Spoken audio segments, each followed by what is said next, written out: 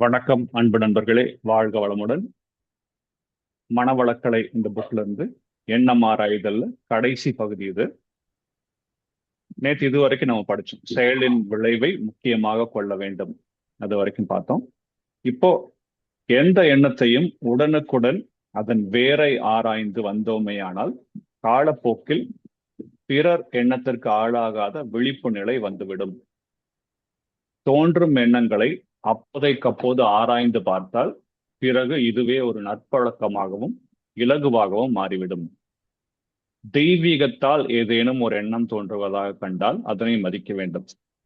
நீங்க இன்னைக்கு இந்த இயற்கையோட மரத்தை அரவணைச்சு இந்த தியான பயிற்சி பண்ணும்போது தெய்வீகம் இயற்கையோட நம்ம கனெக்ட் பண்ணியிருக்கிறோம். ஸோ இந்த டைம்ல உங்களுக்கு எந்த எண்ணம் வருதோ அது ஒரு தெய்வீகத்தால் வர்ற எண்ணம். அதை நீங்க மதிக்க வேண்டும், செயல்படுத்தவும் முயற்சி செய்ய வேண்டும்.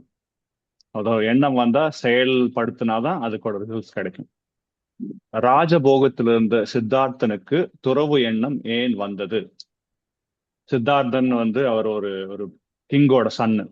எத்தனையோ பேர் எவ்வளவோ காலமாக ஏங்கியிருப்பார்கள், தங்கள் வாழ்வை உய்விக்க ஒரு மகான் தோன்ற மாட்டாரா என்று. அது அந்த அரசிளங்குமரன் மனதினால் ஏற்பட்டு உலகுக்கு கௌதம புத்தர் என்ற ஒரு மாபெரும் ஞானி கிடைக்க காரணமாக அமைந்தது. ஸோ சித்தார்த்தர் கௌதம புத்தரா மாறுறதுக்கு முன்னாடி அந்த சின்ன ஒரு இளங்குமரனுக்கு அவர் மனசுல நான் ஏன் இந்த மாதிரி பண்ணக்கூடாதுன்னு ஒரு எண்ணம் வந்தது. அதனால்தான் அவர் அந்த மாதிரி போனாரு. உலகத்தில் உள்ள குழப்பம், போர், பகை, வறுமை இவற்றை மாற்றினால் எப்படி இருக்கும் என்று எத்தனையோ பேர் மனதில் தோன்றி இருக்கும். நிறைய பேருக்கு இது மனசுல தோணும், ஆனா அது எல்லாமே செய்ய மாட்டாங்க. அந்த எண்ணம் எல்லாம் செயலாக முடியாமல் தேங்கி நின்று இருக்கும். அது என் மனதில் புகுந்து உலக சமாதான திட்டம் எழ காரணமாகிவிட்டது. ஸோ அவர் மனதில் இந்த வேதாத்திரி மகரிஷியோட அவர்கள் மனசுல இந்த மாதிரி ஒரு ஆழ்ந்த மாதிரி ஒரு எண்ணம் போனதுனாலதான் இந்த மாதிரி ஒரு நிறுவனத்தை அவர் ஆரம்பிச்சாரு. ஆழியார்ல அறிவு திருக்கோயில்னு இருக்கு. அது இல்லாம தமிழ்நாடு ஃபுல்லா நிறைய ஊர்கள்ல மனவளக்கலை மன்றங்கள் பேர்ல அதோட மெம்பர்ஸ் நல்ல இந்த மாதிரி வாழ்க்கை நெறிகளை போதிச்சுட்டு வர்றாங்க.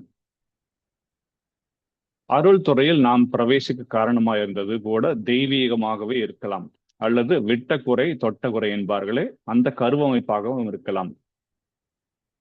அவங்க தாத்தா பாட்டி அதுக்கு முன்னாடி முன்னோர்கள் ஒரு சில மனசுல ஒரு சில எண்ணங்கள் வச்சிருக்கலாம், அது இவர் வழியா அது நிறைவேறி இருக்கலாம். மனதில் அடிக்கடி போய் கொண்டிருக்கக்கூடிய எண்ணங்கள் என்று சில இருக்கும். அவற்றையும் இப்படித்தான் ஆராய வேண்டும். அப்படி ஒரு 10-15 தான் இருக்கும். மாதம் ஒரு முறை ஆற்றும் மௌன நோன்பில் 1 மணி நேரம் ஒதுக்கினால் கூட போதும்.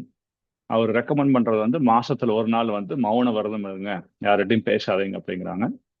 ஒவ்வொன்றாய் எடுத்து இந்த எண்ணம் ஏன் வருகிறது என்று கண்டுபிடித்து தீய விளைவு தரும் எண்ணமானால் சங்கற்பம் ஏற்றி அதனை போக்க வேண்டும்.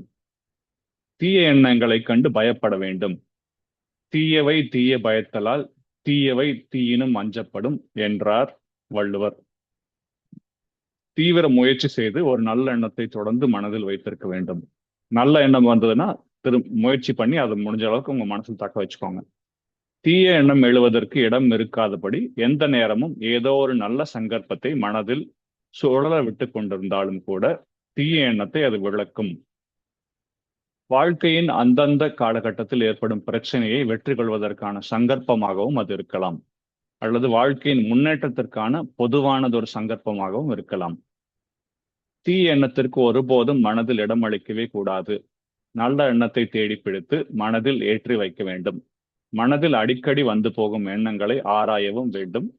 விழிப்பு நிலை எண்ண ஆராய்ச்சியை வளப்படுத்தும். அவேர்னஸ் வேணும் நம்மளுக்கு, நம்ம மனசுல என்ன எண்ணம் வருது, நல்லதா கெட்டதான்ட்டு. எண்ண ஆராய்ச்சி விழிப்பு நிலையை ஊக்குவிக்கும். எண்ணம்தான் அனைத்துமே, எண்ணத்துக்கு அப்பால் ஒன்றுமே இல்லை. நன்மையும் தீமையும் எண்ணத்தினுள்ளே. நம்ம செய்யற ஒவ்வொரு செயலும் அதனால் வர விளைவுகளும் நம்ம பர துன்பங்களும் எல்லாமே எண்ணத்துல தான் ஆரம்பிக்குது. சிறிதும் பெரிதும் எண்ணத்தினுள்ளே. பிரபஞ்ச இயக்கங்கள் அனைத்திலும் எண்ணம் தான் உயர்வானது. எண்ணத்துக்கு அப்பால் எதுவுமே இல்லை. எண்ணத்தின் உயர்வால் தனக்கும் உயர்வு, உலகுக்கும் உயர்வு. எண்ணத்தை ஆராய்ந்து எண்ணத்திற்கு உயர்வளித்து தனக்கும் உலகுக்கும் உயர்வு கிடைக்க செய்ய இன்று முதல் சங்கற்பம் செய்து கொள்ள வேண்டும். இன்னையில இருந்து உங்க எல்லாத்துக்கும் நல்ல எண்ணங்களை மனசுல வரட்டும் அப்படின்னு ஒரு சங்கல்பம் பண்ணிக்கோங்க. எண்ணத்தை உயர்வாக்க வேண்டுமானால் முதலில் ஆசையை முறைப்படுத்தி சீரமைத்து சினம் தவிர்த்து கவலையை உழைத்து நான் யார் என்ற உண்மையை உணர்ந்து அறிவை எப்போதும் விழிப்பு நிலையே இருக்க பழக்க வேண்டும். ஸோ நாளைக்கு வந்து ஆசை சீரமைத்தல் அப்படிங்கிற ஒரு சாப்டர் ஆரம்பிக்குது. எப்படி நம்ம ஆசையை வந்து கரெக்டான ஆசை வேண்டும், ஆனா அது வந்து கரெக்டான ஆசையா இருக்கா அப்படின்னு சொல்லிட்டு சீரமைக்கணும். ஸோ அதை பத்தி நாளைக்கு பார்ப்போம். நன்றி. வாழ்க வளமுடன். Have a wonderful day.